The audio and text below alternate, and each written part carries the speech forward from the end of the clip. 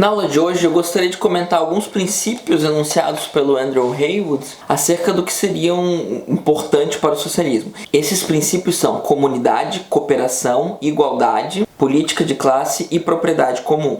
Então, o primeiro conceito de comunidade. Os socialistas acreditam que os seres humanos são criaturas sociais e que eles são capazes de superar os seus problemas sociais, os problemas que vêm a surgir enquanto sociedade, através da própria comunidade e não apenas pelo esforço individual. Então é comum chamarem-se de camaradas, companheiro, irmão, né? Isso tudo fazendo menção ao ideal da Revolução Francesa de fraternidade, né? Fala-se muito de igualdade e de liberdade, mas o ideal de fraternidade adquire um valor bastante importante para o socialismo.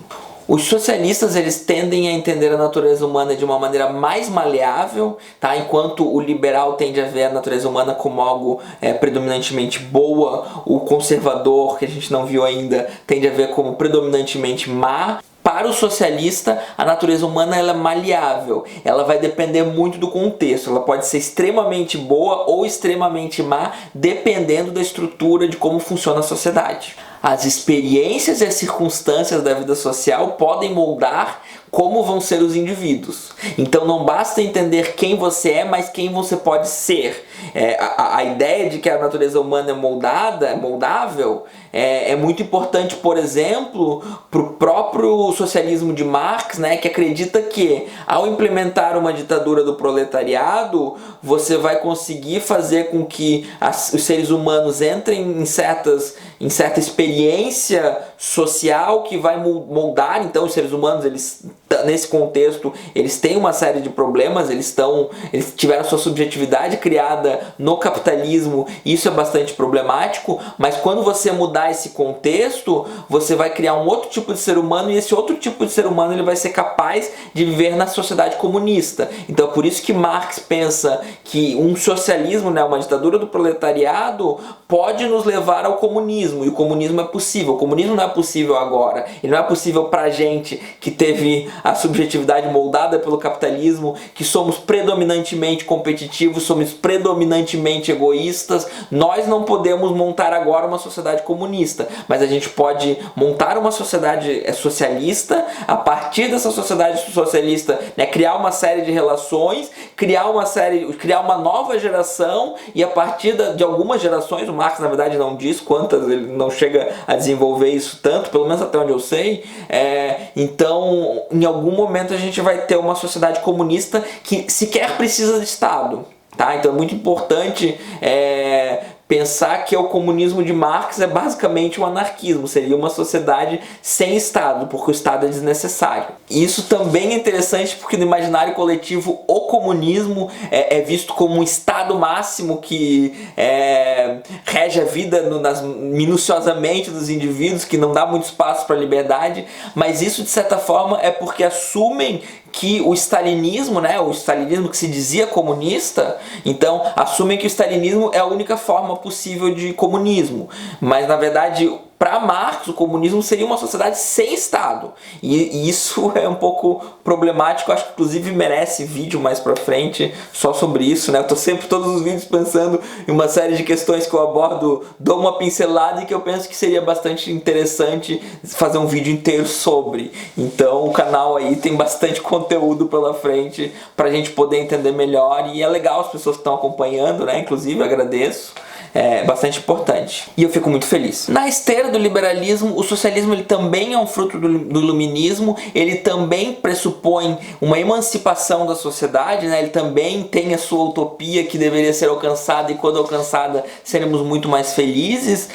Só que, claro, ele vai ter uma utopia, ele vai ter uma emancipação bastante diferente da liberal, mas a própria ideia de que a humanidade precisa ser emancipada é algo que eles têm em comum. Segundo valor, já comentamos no vídeo passado, que é o valor de cooperação, né? Então o liberal, os vários tipos de liberalismos, inclusive, eles veem a competição como algo bom. Para o socialismo, a cooperação é muito mais importante. É ao cooperar que os indivíduos desenvolvem laços de simpatia, laços de afeição, laços de cuidado. Isso tudo são valores muito importantes para a vida em sociedade e que nos tornam mais felizes.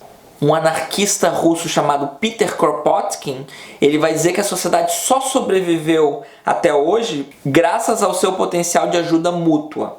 Existe inclusive o ideal de empresas cooperativas, né? Não é nem que não deixaríamos de ter empresas, é que ao invés de a gente ter empresas predominantemente hierárquicas e competitivas, para o socialista a gente vai ter empresas que elas não são hierárquicas porque elas são propriedade de todos os trabalhadores, então todos aqueles que estão produzindo, eles estão usufruindo dos benefícios da sua produção, e então a cooperação é o princípio central dessas empresas, porque eles acreditam que a cooperação na verdade vai fazer com que as pessoas produzam mais, trabalhem menos e se satisfaçam de maneira mais plena. Se para o liberal a desigualdade ela é predominantemente fruto das nossas diferenças de talento, habilidades e disponibilidade para trabalhar, para o socialista as desigualdades, especialmente as desigualdades sociais, elas são reflexo das desigualdades estruturais da sociedade. Então você numa sociedade, você já nasce num contexto, esse contexto ele já espera uma série de coisas de você, ele te dá uma série de oportunidades, que podem ser muitas se você nasce num contexto mais elitizado, e podem ser praticamente nenhuma se você nasce num contexto marginalizado, e isso vai definir, né? Vejam, lembrem que a natureza humana é maleável, isso vai definir muito a pessoa que você vai se tornar e o sucesso que você vai ter. Então o seu sucesso ele está condicionado ao contexto em que você nasceu, o contexto em que você está inserido. Por isso a igualdade é um valor muito importante. Ela solidifica as relações pessoais, ela dá chance para que os indivíduos se tornem mais satisfeitos, né, se tornem mais plenos, porque na medida em que eles se encontram numa sociedade mais igual, eles podem daí sim perseguir os seus próprios fins e daí sim levar uma vida mais realizada. A realização humana, ela depende da satisfação das necessidades. Se você não tiver com uma série de necessidades básicas, né? Necessidade é diferente de desejo, tá? Eu posso desejar um chocolate, mas eu tenho necessidade de comida. Eu não vou morrer sem o chocolate, mas eu vou morrer se eu não tiver comida. Então, a satisfação, pelo menos das necessidades dos seres humanos, ela é muito importante para que você seja realizado. Então, não adianta nada que você tenha liberdade para fazer o que você quiser, se você não tem suas necessidades mais básicas satisfeitas. Você não vai ser realizado, você não vai ser pleno, você não vai ser feliz, você não vai estar numa sociedade saudável enquanto você estiver numa sociedade que permite que indivíduos morram por não terem suas necessidades básicas satisfeitas. Então a gente pode dizer que a satisfação das necessidades é uma condição necessária à liberdade. Muitos liberais vão entender isso como uma violação da liberdade, porque você, para satisfazer as necessidades dos indivíduos, você precisa redistribuir certa riqueza, especialmente em sociedades que concentram muito renda, né?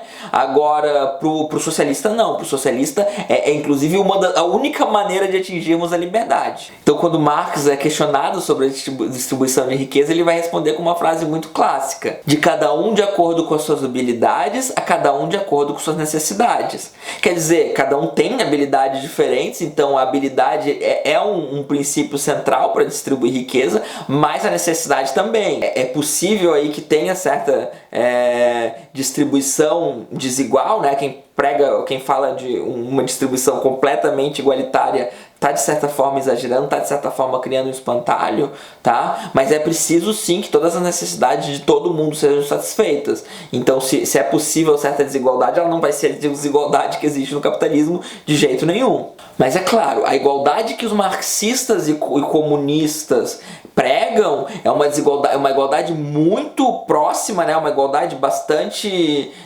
presente, uma igualdade social bastante forte, porque eles propõem a abolição da propriedade privada dos meios de produção, a coletivização desses meios. E de certa forma é mais difícil de acumular desigualdade na medida em que não tem ninguém explorando o trabalho do outro. O social-democrata, por sua vez, que a gente preciso estar sempre pensando no socialismo, sempre pensando no marxista comunista versus o social-democrata, que é uma figura que de certa forma dialoga mais com o capitalismo e com o próprio liberalismo. Ele vai pensar numa igualdade social mais relativa, tá? Ele não vai propor a acabar com a propriedade privada dos meios de produção, mas ele vai propor a redistribuição da riqueza. A desigualdade, ela é ruim, mas ela não é algo a ser completamente exterminado. É preciso que a gente diminua, porque a desigualdade ela é muito grande nas sociedades, mas um nível de desigualdade é aceitável porque os seres humanos de fato são diferentes, têm diferentes habilidades, entram em produções, em profissões diferentes. As profissões elas vão produzir outras coisas, umas vão ser mais valorizadas, outras não.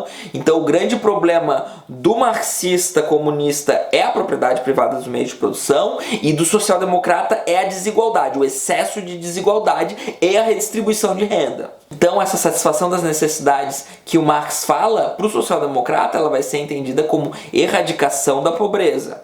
Então a desigualdade social tem que diminuir e a pobreza tem que ser erradicada. Para o socialista, os principais atores econômicos da história são as classes políticas, são as classes sociais, não são os indivíduos. Se para o liberal o individualismo é um valor, para o socialista não. Para o socialista a questão é vista de uma maneira mais ampla, a questão é vista em termos de classes. O próprio Estado é entendido então pelo marxista como algo que representa os interesses de uma elite, os interesses de uma classe dominante. Os valores de uma sociedade são os valores dessa classe dominante, que inclusive ela tem um meio de fazer com que esses valores também se tornem os valores do povo, mas é porque o povo ele vai aceitar de certa forma passivamente através do instrumento de alienação, tá? A alienação também merece uma aula inteira. Mas então a própria sociedade é vista em termos de classe.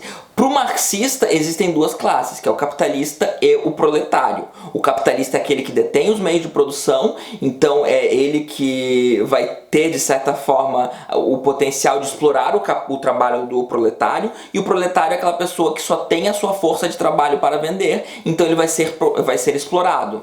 O social-democrata ele vai entender as diferenças de classe através de rendimentos e diferenças de status. Então não existem só capitalistas e proletários, mas o que existem são várias pessoas com vários rendimentos, e isso gera uma série de classes sociais. Então, se o teu rendimento é muito alto, você é rico; se ele é mais ou menos, você é classe média. Podemos até dividir classe média alta, classe média baixa. Se você é pobre, né, se você tem pouco dinheiro, você está numa classe mais pobre. Inclusive, né, você pode ser pobre ou miserável, que são coisas diferentes. Então a coisa se torna um pouco mais complexa, mas ainda assim estamos falando de classe social, porque existem diferenças de rendimento, e essas diferenças inclusive geram diferenças de status. A gente vê que o status ele depende muito da classe nos dias de hoje, nos dias de antigamente também, né? Os seres humanos são bastante hierárquicos, pelo menos é isso que a história nos mostra. Se são naturalmente ou não é outra história, mas então isso é muito importante, né? Entender a sociedade a partir de divisões de classes e não a partir apenas de indivíduos. É a propriedade privada dos meios de produção que faz com que nós sejamos muito desiguais, muito competitivos e, consequentemente, infelizes, porque isso gera uma quantidade de pessoas que não têm suas necessidades básicas satisfeitas, e tensão social, baixo status para aqueles que estão na base da pirâmide, que são a maioria da população. Então é necessário que exista uma propriedade comum. É importante ressaltar que essa propriedade comum é muito mais entendida como dos meios de produção do que de pertences sociais, né? Então esse violão que vocês estão vendo aqui, que eu boto só para enfeitar, continuaria sendo meu numa sociedade socialista, né? Agora os meios de produção, né? Então eu dou aula numa universidade, essa universidade ela seria uma propriedade mais coletiva, se bem que é uma universidade pública, então não faz tanto sentido, né? Mas teria um acesso mais próximo, né? Teria um acesso mais próximo, seria gerido mais de maneira comunal pelos indivíduos que trabalham. Então você trabalha num lugar, você de certa forma faz parte dele, os bens que vão ser produzidos nesse lugar, eles lhe pertencem, né? Não tem alguém que está de certa forma comprando a sua força de trabalho para lucrar com ela. Então a partir desses 5 princípios a gente começa a ter uma ideia do que é esse socialismo, ou do que são esses socialismos, né? Lembrando sempre então de visão possível entre marxistas, comunistas e sociais-democratas, e também frisando, né, a ideia de que o comunismo ele pode significar aquilo que Marx idealizava enquanto utopia, ou aquilo que acontece na Revolução Bolchevique historicamente. Espero que tenha ajudado a esclarecer uma série de coisas. Espero que, se precisar, tiverem dúvidas, vocês coloquem as dúvidas aqui, até para eu responder nos comentários, ou para eu já idealizar as próximas aulas, né? Mas o importante é a gente começar a entender melhor essas ideologias políticas. Não se esqueça de se inscrever, deixar aquele like maroto, e é isso aí.